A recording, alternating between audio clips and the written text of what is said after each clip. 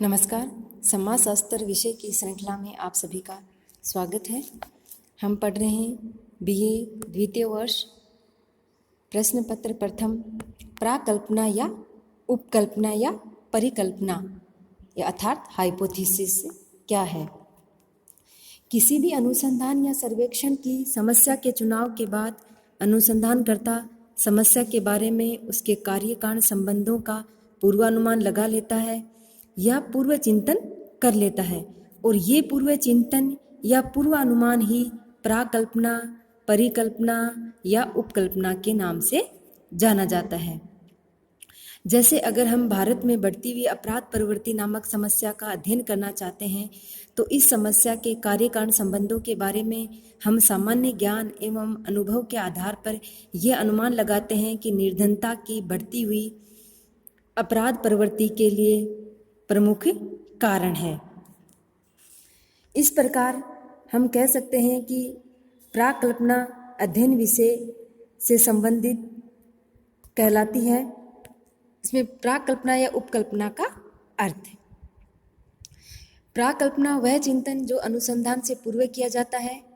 परिकल्पना या उपकल्पना कहा जाता है। वैज्ञानिक पद्धति के विभिन्न चरणों में उपकल्पना का प्रथम स्थान आता है। ये वैज्ञानिक मान्यता है कि परिकल्पना या उपकल्पना से ही अध्ययन शुरू होता है तथा उपकल्पना के साथ ही इसका समापन होता है। इस प्रकार सामाजिक अनुसंधान में उपकल्पना का एक अपना अत्यधिक महत्व पाया जाता है। उपकल्पना की सहायता से हम जीवन के अपरिचित क्षेत्रों में प्रवेश करते हैं और उस क्षेत्र से संबंधित वास्तविक तथ्यों को प्रकाश में लाते हैं। उपकल्पना के द्वारा हमें समस्या के प्रारंभिक जानकारी प्राप्त होती है, जिसकी सहायता से हम अपने अनुसंधान कार्यक्रम की रूपरेखा का निर्धारण करते हैं। अनुसंधान एक लंबी यात्रा होती है। जिस बिंदु से हम इस यात्रा को प्रारंभ करते हैं उसी बिंदु को उपकल्पना के नाम से संबोधित करते हैं। उपकल्पना या परिकल्पना की परिभाषाएं अलग अलग विद्वानों ने इसकी परिभाषाएं अपने अपने तरीके से दी है। प्रमुख विद्वान एडवर्ड के अनुसार उपकल्पना दो या दो से अधिक चरों के संभाव्य संबंध के विषय में कथन होता है। ये एक प्रश्न का ऐसा प्रयोग उत्तर होता है जिससे चरों के मध्य संबंधों का पता लगता है।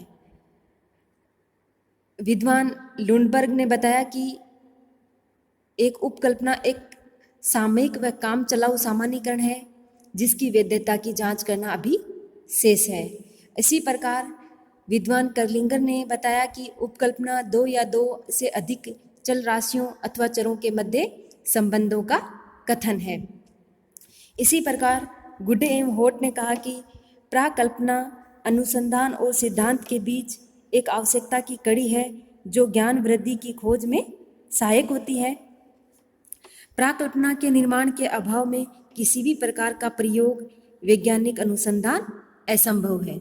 गुडे तथा स्केट्स के अनुसार उपकल्पना एक अनुमान है कि जिसे अंतिम अथवा अस्थायी रूप से किसी अवलोकित तथ्य अथवा दशाओं की व्याख्या हेतु स्वीकार किया गया हो एवं अन्वेषण को आगे पथ प्रदर्शन प्राप्त होता है। उपकल्पना या परिकल्पना के प्रकार। सार्वभौमिक उपकल्पनाएं या परिकल्पनाएं। सार्वभौमिक उपकल्पना या परिकल्पनाएं वे हैं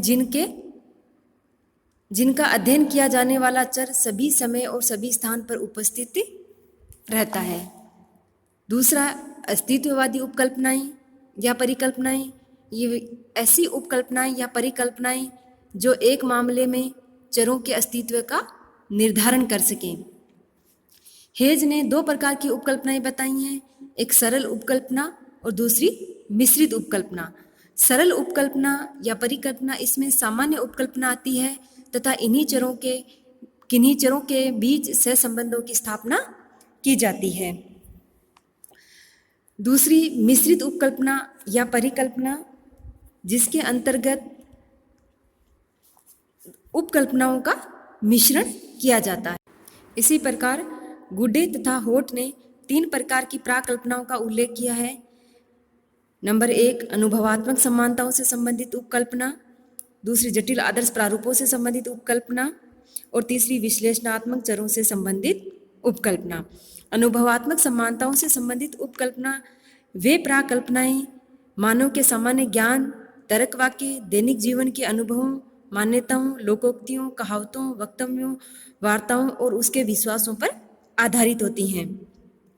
दूसरी, जटिल आदर्श प्रारूपों से संबंधित उपकल्पनाएं इस प्रकार की प्राकल्पनाओं में प्राय एक सामान्य अथवा एक निष्कर्ष को पूर्वाधार मानकर अन्य तथ्यों की तर्कपूर्ण रूप से परीक्षा की जाती है।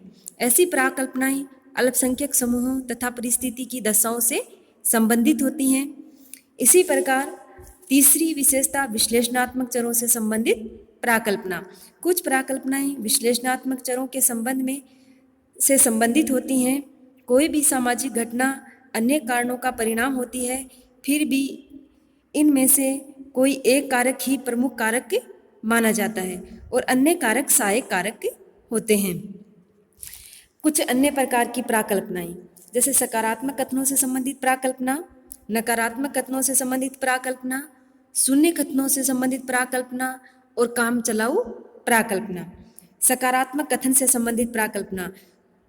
इस प्रकार की प्राकल्पना हमेशा सकारात्मक कथन से संबंधित होती हैं, जैसे पुरुष की अपेक्षा स्त्रियां अधिक दयालु होती हैं। इसी प्रकार नकारात्मक कथन से संबंधित प्राकल्पनाएं इस प्रकार के प्राकल्पना में नकारात्मक कथन की प्रधानता पाई जाती है, जैसे पुरुषों की अपेक्षा स्त्रियां अधिक दयालु नहीं होती हैं। फिर आती शून्य कथन से संबंधित प्राकल्पना। इस प्रकार की प्राकल्पना में सकारात्मक और नकारात्मक दोनों संभावनाओं को व्यक्त किया जाता है और परीक्षण के द्वारा उन्हें स्वीकार या अस्वीकार किया जाता है। जैसे पुरुष और स्त्रियों की दयालुता में कोई अंतर नहीं होता, गरीब एवं धनवान की अपराध प्रवृत्ति में कोई सार्थक अंतर नहीं होता है। फिर आते काम चलाऊ प्राकल्पना। श्रीमती पीवी यंग ने एक ऐसे अनुमान व अस्थायी महत्वपूर्ण विचारों को जो कि अनुसंधान का आधार बन सकते हैं काम चलाऊ प्राकल्पना कहा है।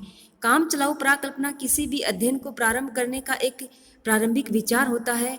जो जो अध्ययनकर्ता को अनुभव होता जाता है वह उसमें परिवर्तन एवं संशोधन करता जाता है और यह भी हो सकता है कि वह प्रारंभिक विचार को पूरी तरह से त्याग कर उसके स्थान पर नई प्राकल्पना बना ले। इस प्रकार की प्राकल्पना को काम चलाऊ प्राकल्पना कहा है। प्राकल्पना की विशेषताएं। अनुसंधान की सफलता का आधार प्राय यह होता है कि उसकी प्राकल्पना या उपकल्पना का कितनी सावधानी पूर्वक से निर्माण किया गया है और वह कितनी सफल है।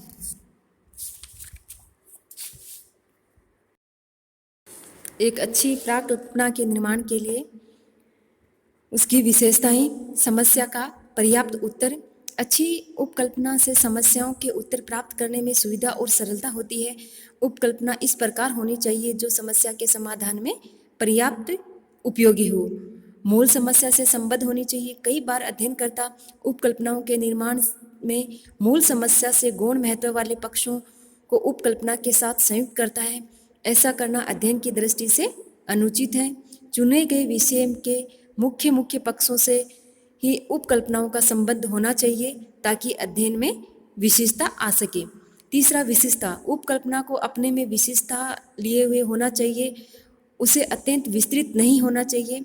विशेषता के आधार पर ही सामान्य समस्या का स्पष्ट एवं गहन अध्ययन किया जा सकता है। यंत्रों की पर्याप्तता। ऐसी उपकल्पना का चुनाव करना चाहिए जिसके परीक्षण के लिए यंत्र उपलब्ध हो। यदि यंत्र प्राप्त नहीं होंगे तो उपकल्पना को संचालित करने और निष्कर्ष निकालने में कठिनाई होगी। संक्षिप्तता।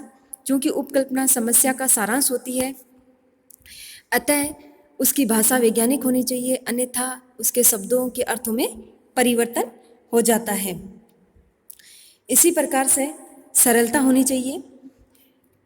एक उत्तम उपकल्पना में सरलता का गुण भी होना चाहिए। इसका तात्पर्य यह है कि उसमें अनावश्यक रूप से अधिक कारकों का स्थान नहीं दिया जाना चाहिए और ऐसी स्थिति में प्राकल्पना जटिल और परीक्षण के अयोग्य हो जाती है। सिद्धांत समूह से संबंधित होनी चाहिए। गुडे एवं होट कहते हैं कि सामाजिक अनुसंधान के नौसिखे विद्यार्थी इस नियम की अक्सर अवहेलना कर जाते हैं और उनकी प्राकल्पना किसी सिद्धांत से संबद्ध नहीं होती है। सामान्यतः वे ऐसे विषय का चुनाव करते हैं जो उन्हें रुचिकर तथा आकर्षक प्रतीत होता है। वे इस बात का भी ध्यान नहीं रखते कि उसका अनुसंधान कार्य पूर्व प्रचलित किसी सिद्धांत का गलत प्रमाणित करने अथवा उसकी पुष्टि करने या उसे संशोधित करने में सहायक होगा या नहीं। उपकल्पना मार्गदर्शन में उपयोगी होनी चाहिए। शोध कार्य प्रारंभ करने से पूर्व जिस उपकल्पना का हमने चयन किया है वह ऐसी होनी चाहिए जो वास्तव में शोध कार्य का एक निश्चित मार्ग प्रशस्त कर सके, आंकड़े प्राप्त हो सकें। ऐसी उपकल्पना का चुनाव करना चाहिए जिसके प्रमाणीकरण के लिए आंकड़े पर्याप्त रूप से उपलब्ध हों। अगर उपलब्ध नहीं होंगे तो किसी भी सिद्धांत को प्रमाणित करना अत्यंत कठिन कार्य होगा।